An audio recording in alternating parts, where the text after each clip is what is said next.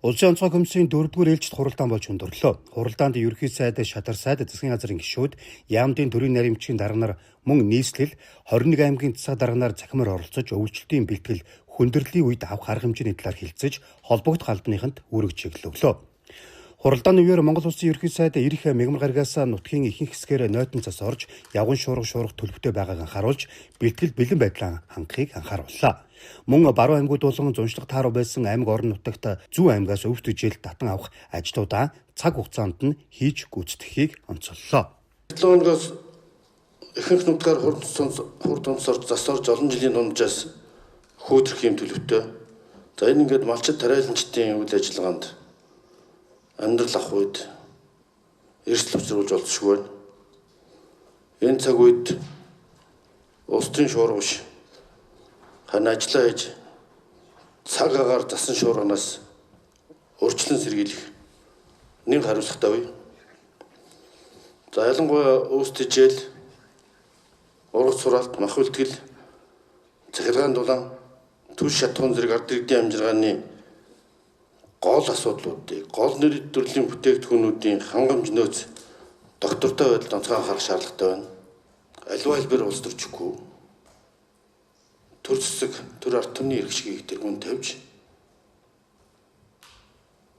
засаг төрийн ажлыг ямарваа нэгэн саад байгуулахыг төрийн бүх шатны байгууллагууд яамд аймаг нийслэлийн удирдлагууд үүрэг болгож байна. Ямарваа нэгэн хэлбэрээр энэ өвлжилтийн бэлтгэл ажлыг нийт ард иргэдийн эрх ашигт хохиролтой үйл ажиллагаа явуулсан ямар ч албан тушаалтанд хатуу хариуцлага тооцоох болнуудыг анхааруулж байна. Улсын хэмжээнд 2020 оны 10 дугаар сарын 6-ны өдрийн байдлаар 157.1 мянган тонн улаан буудай, 81.7 мянган тонн төмөс, 50.8 мянган тонн малын тэжээл хураа авсан байна. Эрчим хүчний салбарын үйлчлэлийн бэлтгэлд 87% байгаагаас төвийн бүсийн станцууд 626.9 мянган тонн нүүрс, 2519 тонн мазутын нөөцтэй байна. Түүнчлэн нийслэлд 500 борлуулалтын цэгт хагас кокссон шахмал түлшийг нийлүүлж эхэлсэн. 2025-аас 2026 оны халаалтын улирлын турш нийт 306 мянган тонн хагас кокссон түлш импортлогоор төлөвлөжээ. Ерөнхий сайд түлш шатхууны зохиомл хомсдол үүсгэж байгаа аж ахуйн нэгжүүдийг шалгаж, шаардлагатай бол тусгай зөвшөөрлөгн цуцлах хүртэл арга хэмжээ авахыг санууллаа. Дулааны цэцгэлгээ станцуудын үндсэн төгнөл болох 6900-наас ажил 43, бэлтгэлд 12 байгаа. 1400 засварын ажил хийгдэж байна. 49 турбо генераторын ажил, турбо генератороос ажил 33, бэлтгэл 6 байгаа бөгөөд 10 турбо генератор засварын ажил хийж байна. Системийн горим ажиллагаа бол хийвэн байгаа. Өвчлөлийн бэлтгэл ажлын хүрээнд их засварт 766 нэр төрлийн ажил, за техник зохион байгуулалтын арга хэмжээний 432, хөрөнгө оруулалтын 600 төрлийн ажил төлөвлөж биелэг хийхээр төлж ажиллаж байгаагаас ажлын гүйцэтгэл дунджаар 87% гүйцэтгэлтэй байна. 21 аймаг дээр Азийн хөгжлийн банкны шугамар 18 аймаг дээр цэвэрлэх байгууламжууд бол шинээр хийгдэж өнгөрсөн хугацаанд. За Польшийн зээлээр 5 аймаг дээр цэвэрлэх байгууламжууд ингээ хийгдээд 25-26 оны онд бол ашиглалтанд орохоор ингээ төлөвлөд ажиллаж байна.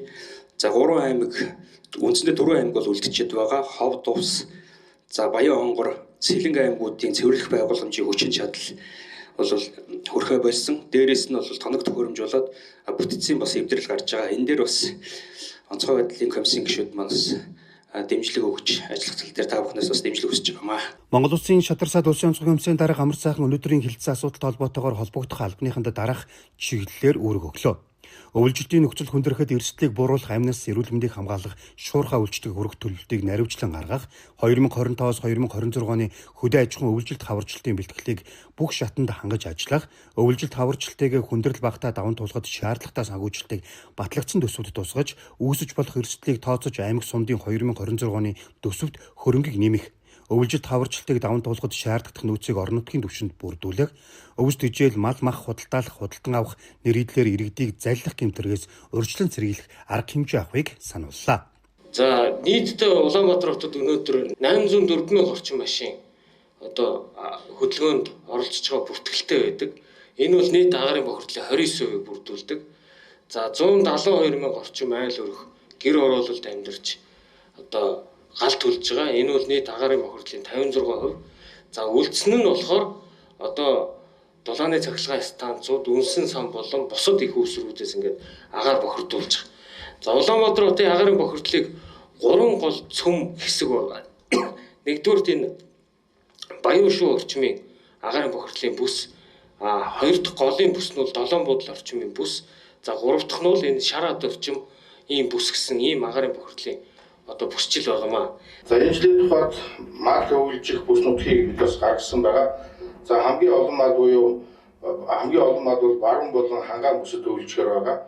За баруун бүсэд бол 14.2 сая толгой мал, хангаан бүсэд 24.2 сая толгой мал өвлжгөр байгаа. За говийн болон зүүн бүсэд бол цөөн тонны мал өвлжгөр байгаа. Дээрээс нэмээд төвийн бүсэд 6.7 сая. За өвлжит хамгийн хүндэрч болцсошгүй буюу баруун болон төвийн бүсэд нийтдээ 21.6 сая толгой мал өвлжгөр юм тооцоо судалгаа гарсан байгаа. Улсын хэмжээнд одоо малчин өрхийн түвшинд 1 сая 32 мянган тонн одоо байгалийн хадлан бэлтгэсэн. За 56 мянган тонн хийжээ 42.4 мянган тонн эрдэстэй жилийг бол бэлтгээд байна.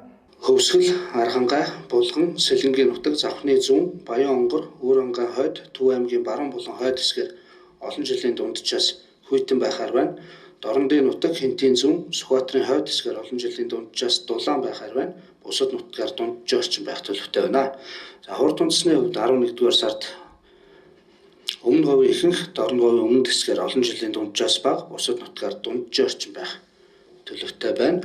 За 2025 оны 12-р сарын урьдчилсан төлөвийн хувьд Хөвсгөл, Архангай, Булган, Сэлэнг, Төвийн нутаг, Завхны ихэнх, Увсын зүүн, Баян онгор, Өөрхангайн хойд, Дундгов, Хинтийн баруун хойд хэсгээр олон жилийн дунджаас хүйтэн, бусад нутгаар дунджиж орчин байх төлөвтэй байна. Түүнчлэн томоо тус төвчнөөс урьдчилан цэргийлэх ажлыг зохион байгуулах эмнэлгийн тусламж үйлчлэгийг оновчтой, үр дүнтэй, хүртээмжтэй зохион байгуулах, бэлэн байдлыг хангах, отроор өвлжиж хаваржиж байгаа азлагдсан бүс нутагт оршин суугаа малчид иргэдэд харьяалал харалцахгүй эрүүл мэндийн тусламж тогтмол үзүүлэх, зас орж зам даваа хаагдсан үед аймаг сумдын онцгой комисстай хамтран замчлуулж хүнс түлш малын дижээл хүрэх ажлыг зохион байгуулж шаардлагатай нөөц хүн хүчийг нэмэлтээр дайчлах, нийслэлийн хэмжээнд өвлжилтийн бэлтгэл ажлыг төлөвлөгөөт хугацаанд хийж гүйцэтгэх, бэлэн байдлыг хангах. Мал махны экспортыг нэмэгдүүлэх зорилгоор үндэсний үйлдвэр, төрийн бас байгууллагуудад бодлогын болон эргэлтийн хөрөнгийн зээл олгох зэрэг үүрэг чиглэлийг өгч эх 7 хоногийн засгийн газрын хуралдаанд өмнөх өгсөн үүрэг даалгаврын биелэлтийг танилцуулгыг даалгалаа.